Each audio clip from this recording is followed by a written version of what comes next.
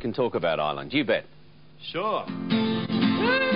I'll tell me ma when I go home, the boys won't leave the girls alone. They pulled my hair, they stole my comb, that's alright till I go home. She is handsome, she is pretty, she is the belle of Belfast City. She is a curtain, 1, 2, 3. Please won't you tell me who is she?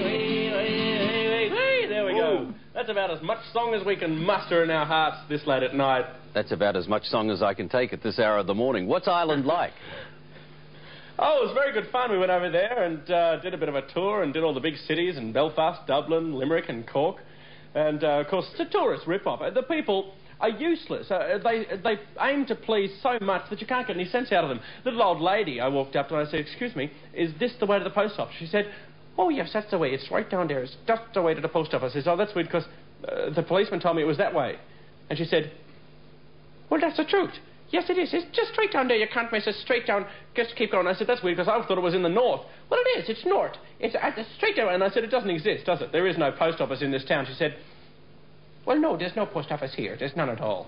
It's a waste of time." And the weird thing is, I mean, they have so many fantastic tourist spots there, like the Blarney Stone. It's not so much a stone, really, as a rock, and not so much a rock as a pebble. And the thing is, you go to the Blarney Stone, you bend over backwards and you kiss it. Now, there's hundreds of germs on that stone now, and you get the flu there quite easily. I got it. And, I mean, this is a national tourist attraction in Ireland. It's like, their stone's this big, but tell you what, in Australia, we have a rock, a real rock. Absolutely. I'm going to go to SeaWorld. Forget licking a rock in the middle of Ireland.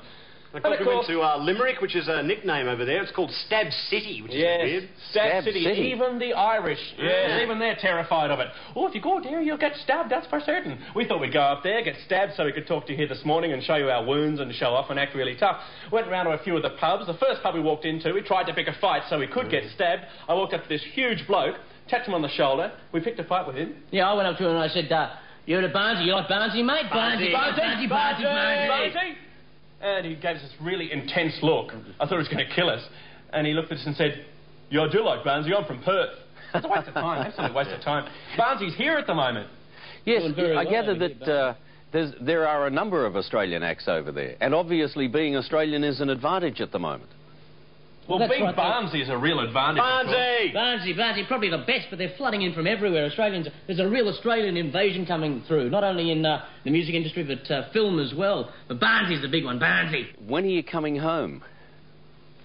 We'll be home at Christmas, so we've got a video and an album coming out called Dead and Alive, so we'll be coming home to do a quick whip-around tour to thrash that out to the Australian people. All right. Thanks for joining us this morning. We'll talk to you soon. No problem, Steve. Love to Liz.